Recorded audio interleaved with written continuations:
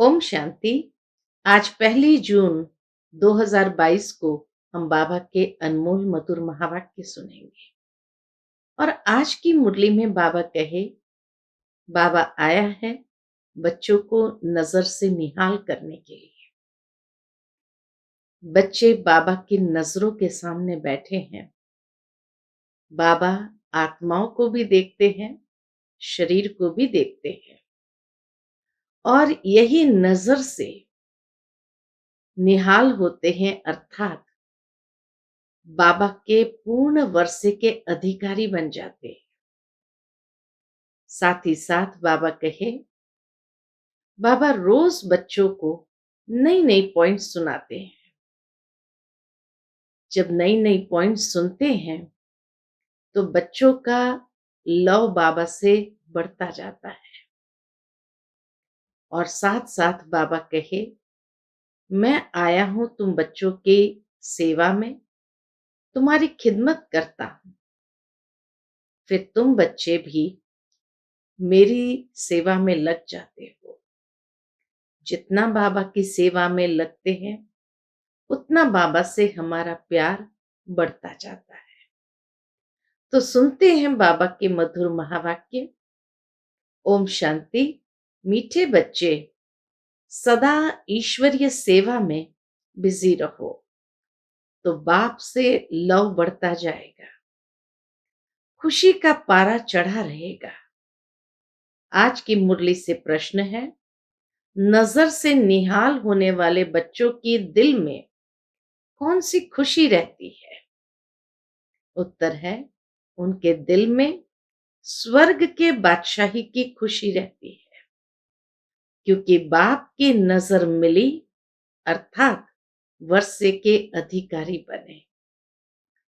बाप में सब समाया हुआ है। आज की मुरली से दूसरा प्रश्न है, बाप बच्चों को रोज भिन्न भिन्न ढंग से नई पॉइंट्स क्यों सुनाते हैं? उत्तर है, क्योंकि बच्चों की अनेक जन्मों की दिल पूरी करनी है। बच्चे बाप द्वारा नई नई पॉइंट सुनते हैं तो बाप के प्रति लव बढ़ता जाता है।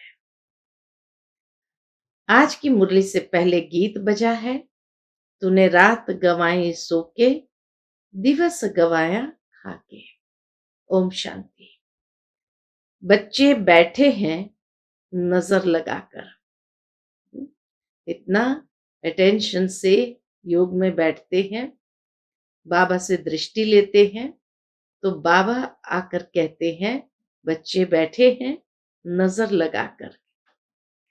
बाप भी देख रहे हैं इसको, आत्मा को और इस शरीर को। बच्चे भी देख रहे हैं। देखने में मजा आता है व सुनने में मजा आता है? पूछते बाबा। बाबा को देखने में मजा आता है, वह बाबा की बातें सुनने में मजा आता है, क्योंकि सुनना तो बहुत हुआ है, बहुत ही ज्ञान आदि ढेर का ढेर सुना है। तुम नंबर 1 भगत हो। भक्ति मार्ग में हर एक बच्चे ने शास्त्र की बातें ढेर की ढेर सुनी है। तुमने ही सबसे जास्ती भक्ति की है। वेद, शास्त्र, ग्रंथ, गीता, गायत्री, जप, तप आदि सब पढ़े हुए हैं। कितना पढ़े हुए हैं? तो बाबा कहे, ये सब पढ़े हुए हैं, बहुत सुनते हैं। बाप समझाते हैं, कब से लेकर ये सुने हैं? जब से ये निकले हैं बहुत सुना है। द्वापर युग से ही सुनते आए हैं। बाकी बाप से नजर मिलाना सो अभी ही होता है, नजर से निहाल होते ही है। यह एक श्लोक भी है, नजर से निहाल स्वामी किंदा सतगुरु। गुरु भी है, स्वामी भी है, सजनियों का नजर के सामने बैठे हैं। नजर से ही बाप को जानते हैं कि उससे हमको विश्व का मालिकपना मिलता है। बाबा के सामने बैठे हैं, अंदर में ये जानते हैं कि उससे हमको विश्व का मालिकपना मिलता है। बाप को देखने से दिल खुश हो जाती है, क्योंकि बाप से ही सब कुछ मिलता है। बाप में ही सब कुछ समाया हुआ है। जब बाप मिला, नजर के सामने बैठे हो, तो जरूर बच्चों को स्वर्ग की बादशाही का नशा भी चढ़ेगा। बाबा कहे स्वर्ग की बादशाही का नशा भी चढ़ेगा। पहले बाप का नशा, फिर बे बादशाही का नशा। हम जानते हैं हम अभी बाप के सामने बैठे हैं। देह अभिमान अब निकल रहा है। हम आत्माएं इस शरीर के साथ चक्कर लगाते, पाठ बजाते बजाते अब हमारा बाप भी सन्मुख बैठा है। बाप के साथ खुशी होती ही है वर्षे की। बच्चे जब बड़े होते हैं तो बुद्धि में आता है हम बैरिस्टर का, इंजीनियर का, बादशाह का बच्चा हूं। मैं बादशाही का मालिक हूं। मैं बादशाही का मालिक हूं। यहां तुम जानते हो बाप से हमको स्वर्ग का वर्षा मिलता है। बाप को देखने से बच्चों को स्थायी खुशी होनी चाहिए। इसको ही रूहान कहा जाता है। जो सुप्रीम बाप है सबका, वह बैठ आत्माओं से बात करते हैं। आत्मा इस शरीर द्वारा सुनती है। ये एक ही बार ऐसा होता है कि बाप को याद करते करते जब वह आते हैं और नजर मिलाते हैं, तो 21 जन्म के लिए वर्षा दे देते हैं। बाप की नजर मिलते ही 21 जन्म के लिए वर्षा दे देते हैं। यह तुम बच्चों को याद रहना चाहिए। बच्चे जो है वो भूल जाते हैं। भूलना नहीं चाहिए। बाबा की नजर के सामने होने से ही समझते हैं हम बाबा के साथ बैठे हैं। बाबा की नजर के सामने होने से अंदर में ये समझ आती है हम बाबा के साथ बैठे हैं। बाबा को देखने से खुशी का पारा चढ़ता है और बाप बैठ नए नए पॉइंट समझाते हैं। बाप से बच्चों का पूरा लव हो जाए, आत्मा अपने दिल पूरी कर दे, क्योंकि बिछड़े हुए हैं। अनेक प्रकार के दुख देखे हैं। कितना रहम बाबा को आता है। अनेक प्रकार के दुख देखे हैं। अब सन्मुख बैठे हैं तो देखकर हर्षित होने चाहिए। बाप के सन्मुख होने से हर्षित होते हो, वह बाप से दूर होने से भी इतना हर्षितपना रहता है। पूछते बाबा कि बाप के सामने हैं तभी हर्षित होते हैं, ये बाप से दूर होने से भी इतना हर्षितपना रहता है। विवेक कहता है बाहर तो बहुत बातें सुनते हैं तो बुद्धि और तरफ चली जाती है। यह जो मधुबन में बच्चे बैठे हैं, सन्मुख सुनते हैं, बाबा प्यार से कशिश करते हैं। देखो तुम्हारा कितना मीठा, कितना प्यारा बाबा है। तुमको स्वर्ग में जाने के लायक बना रहे हैं। बच्चे स्वर्ग के मालिक थे, अब ड्रामा अनुसार सब कुछ गंवा दिया है। राज्य गंवाना और पाना यह तो बड़ी बात नहीं। तुम ही इस बात को जानते हो। दुनिया में करोड़ों आत्माएं हैं, परंतु कोटों में कोई मुझे पहचानता है। मैं क्या हूं और कैसा हूं। मैं जो हूं, जैसा हूं, मेरे द्वारा क्या मिलता है, यह समझते हुए भी वंडर है जो माया भुला देती है। ऐसे नहीं कि सन्मुख वालों को माया भुलाती नहीं है, सन्मुख वालों को भी माया भुलाती है।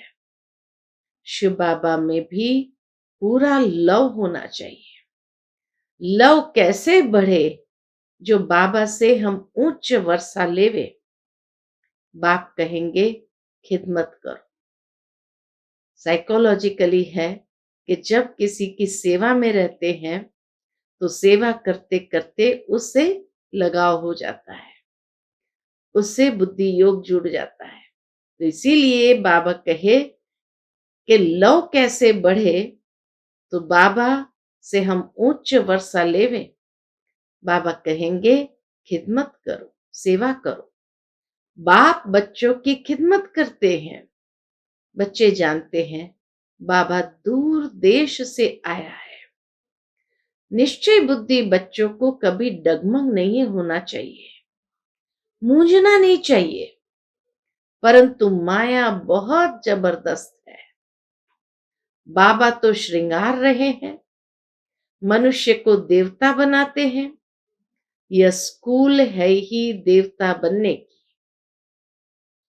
पवित्र दुनिया का मालिक बनने के लिए ये मेहनत है। बाबा सिर्फ कहते हैं मुझे याद करो। मनुष्य जब मरते हैं तो उनको कहते हैं राम को याद करो, परंतु राम को जानते ही नहीं तो याद से कोई फायदा ही नहीं। तुमको तो बाप की पूरी पहचान है।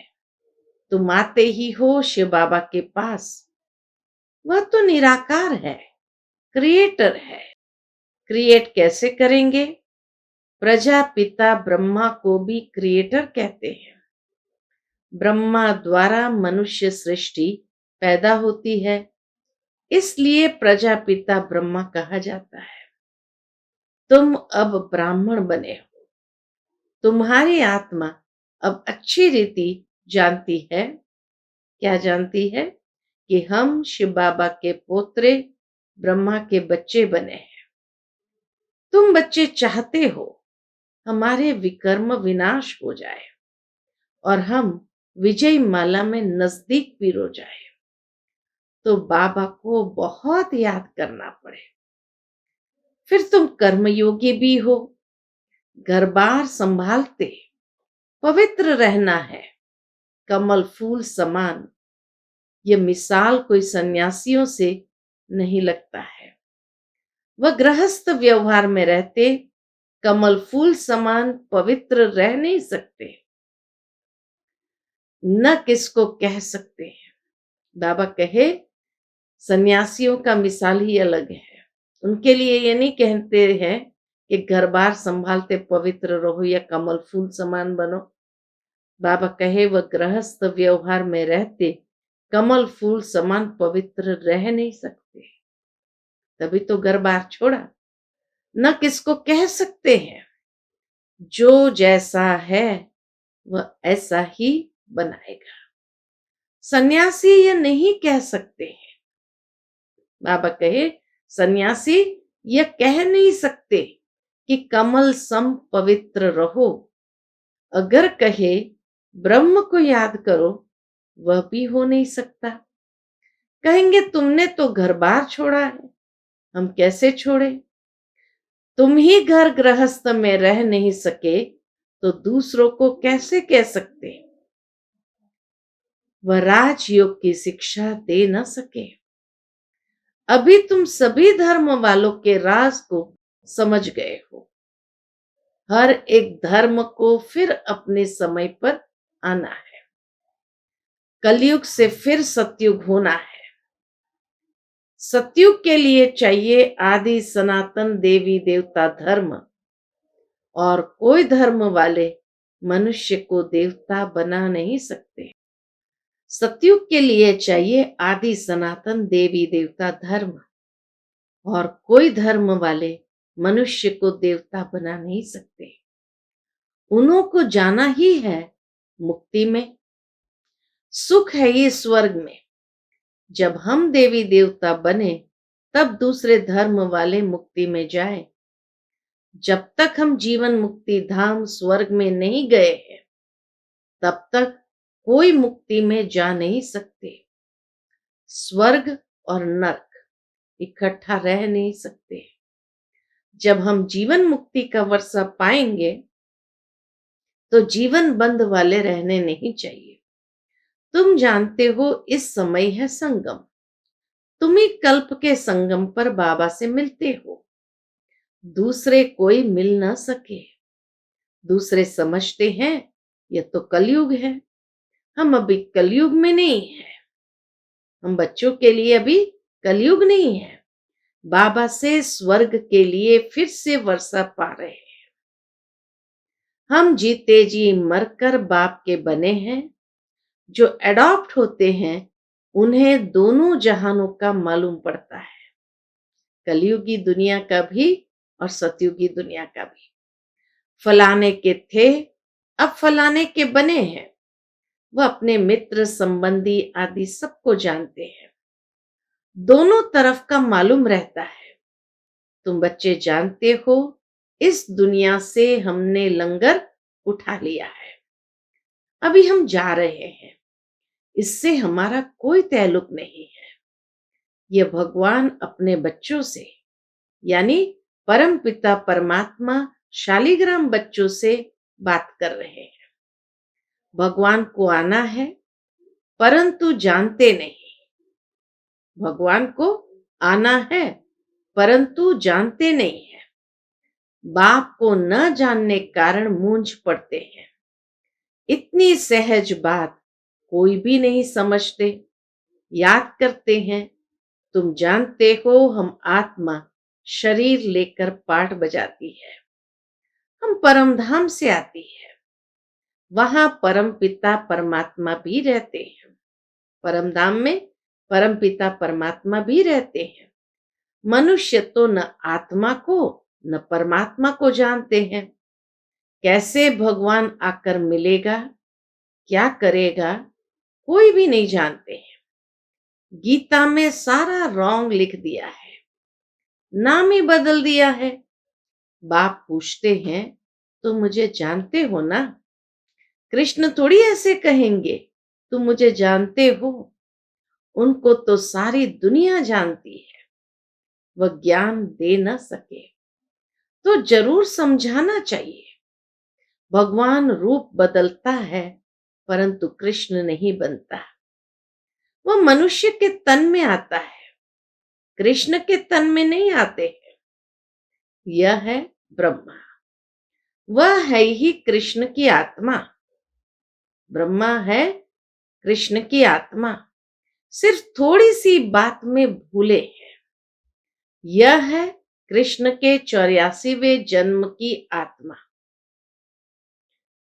जो फिर आदि में कृष्ण बनता है। कृष्ण के 84वें जन्म की आत्मा साधारण नर स्वरूप में, और इसीलिए परमात्मा उस साधारण नर स्वरूप में प्रवेश करते, फिर वही नर से सो नारायण अर्थात कृष्ण बनता है। अंतिम जन्म में कृष्ण पद पाने के लिए पुरुषार्थ कर रहे हैं। ये कितनी गुप्त बातें हैं। जरा सी बात भूल गए हैं, इसमें बड़ी तिरकमबाजी है। बाबा के इसको समझाना बड़ा युक्ति चाहिए। जरा सी बात भूल गई है, इसमें बड़ी तिरकमबाजी है।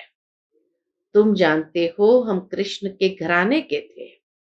अब शिव बाबा से फिर राज्य भाग्य ले रहे हैं। हमारी बुद्धि में कृष्ण बैठता नहीं है। मनुष्य तो कह देते कृष्ण भगवान वाच। कुछ भी सिद्ध नहीं होता है। गीता में दिखाया है, 5 पांडव जाकर बचे, कल्प की आयु लाखों वर्ष दे दी है। इतनी सहज बात भी मनुष्य नहीं जानते हैं। तुम कितना इशारे से समझ सकते हो कि हम ही सूर्यवंशी घराने के थे। अब सूर्यवंशी से शूद्रवंशी में आए हैं, फिर ब्राह्मण से देवता बनते हैं। वर्ण को भी बुद्धि में रखना पड़ता है। उन्होंने वर्ण को भी आधा कर लिया है। उन्होंने वर्ण को भी आधा कर दिया है। चोटी ब्राह्मण और शिव बाबा को भूल गए हैं। बाकी देवता, क्षत्रिय, वैश्य, शूद्र दिखा दिया है। ब्राह्मण तो जरूर चाहिए। बाबा कहे विराट रूप के चित्र में ब्राह्मण तो जरूर चाहिए ना। ब्रह्मा की औलाद कहाँ गई? ये कोई की बुद्धि में नहीं बैठता। तुमको बाप अच्छी रीति समझाते हैं। तुमको बुद्धि में अच्छी रीति धारण करना है। जो नॉलेज बाप की बुद्धि में है वह तुम्हारे में भी रहनी चाहिए। मैं तुम आत्माओं को आप समान बनाता हूं। जो सृष्टि चक्र की नॉलेज मेरे में है वह तुम्हारी बुद्धि में भी है। बुद्धिमान चाहिए। बाबा को बुद्धिमान बच्चे चाहिए। बाबा के साथ योग भी हो और घड़ी घड़ी विचार सागर मंथन होता रहे। तुम अब सन्मुख बैठे हो, समझते हो। बाबा तो बिल्कुल सहज समझाते हैं। कहते भी है आत्मा परमात्मा अलग रहे बहुकाल। सतगुरु दलाल के रूप में पढ़ाते हैं। दलाल अथवा सौदा कराने वाले। बाप इन द्वारा आकर अपने साथ सौदा कराते हैं। तुम जानते हो दलाल को याद नहीं करना है। दलाल द्वारा हमारी सगाई होती है शिव बाबा से। तुम सब बीच वाले दलाल हो। कहते हैं परम पिता परमात्मा से तुम्हारा क्या संबंध है? तुम सगाई कराने की युक्ति रचते हो, फिर प्रजापिता ब्रह्मा का नाम भी देते हो। वर्षा शिव बाबा से मिलता है। स्वर्ग का रचयिता ही वह है। जीव आत्माओं की परमात्मा के साथ सगाई होती है। सगाई की थी, वर्षा पाया था, फिर से पाते हैं। तुम जानते हो हमारा कल्प कल्प कल्प के संगम युग का यही धंधा है। तुम जानते हो हमारा कल्प कल्प कल्प के संगम युग का यही धंधा है। और कोई भी आत्माओं की परमात्मा के साथ सगाई नहीं कराते। और कोई भी आत्माओं की परमात्मा से सगाई नहीं कराते हैं। सगाई भी उनसे कराते हैं। किसे? जो विश्व का मालिक बनाते हैं। यह है ऊंच ते ऊंच रूहानी सगाई। रूहानी सगाई करना कल्प कल्प बाप से ही सीखते हैं। कल्प कल्प ऐसा होता है। कल्प कल्प मनुष्य से देवता जरूर बनते हैं। देवता फिर से मनुष्य बनते हैं। मनुष्य तो मनुष्य ही है, परंतु क्यों लिखा है मनुष्य से देवता किए करत न लागी वार? क्योंकि देवता धर्म स्थापन करते हैं। तुम भी जानते हो इस सगाई से हम मनुष्य से देवता बन रहे हैं। सब कहते हैं क्राइस्ट से 3000 वर्ष पहले भारत हेवन था, परंतु बुद्धि में नहीं आता है। भारत पहले स्वर्ग था। अभी भी कितने मंदिर बनाते हैं, परंतु सबकी उतरती कला है, हमारी है चढ़ती कला। चढ़ती कला में 1 सेकंड लगता है। अच्छा, मीठे मीठे सिकिलदे बच्चों प्रति माता पिता बाप दादा का याद प्यार और गुड मॉर्निंग। रूहानी बाप की रूहानी बच्चों को नमस्ते। हम सब रूहानी बच्चों की रूहानी माता पिता बाप दादा को याद प्यार, गुड मॉर्निंग और नमस्ते। नमस्ते। शुक्रिया बाबा, शुक्रिया।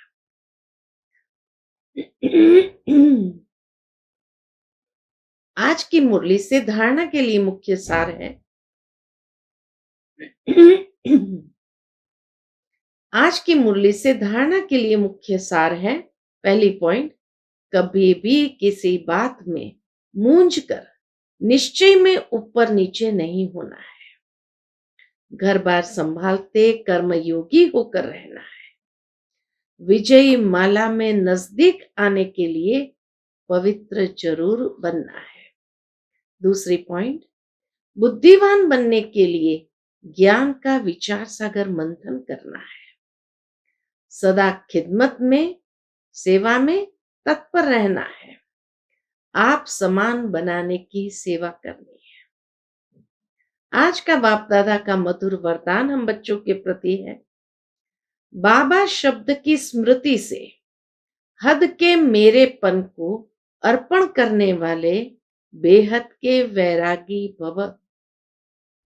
बाबा शब्द की स्मृति से हद के मेरेपन को अर्पण करने वाले बेहद के वैरागी भव। कई बच्चे कहते हैं मेरा ये गुण है, मेरी शक्ति है, यह भी गलती है। बाबा कहे यह भी गलती है। परमात्मा देन को मेरा मानना ये महापाप है। कई बच्चे साधारण भाषा में बोल देते हैं मेरे इस गुण को, मेरी बुद्धि को यूज नहीं किया जाता, लेकिन मेरी कहना माना मैला होना, यह भी ठगी है। इसलिए इस हद के मेरेपन को अर्पण कर सदा बाबा शब्द याद रहे, तब कहेंगे बेहद के वैरागी आत्मा। तब कहेंगे बेहद के वैरागी आत्मा। आज का स्लोगन है अपनी सेवा को बाप के आगे अर्पण कर दो, तो सेवा का फल और बल प्राप्त होता रहेगा। अपनी सेवा को बाप के आगे अर्पण कर दो, तो सेवा का फल और बल प्राप्त होता रहेगा। अच्छा, ओम शांति।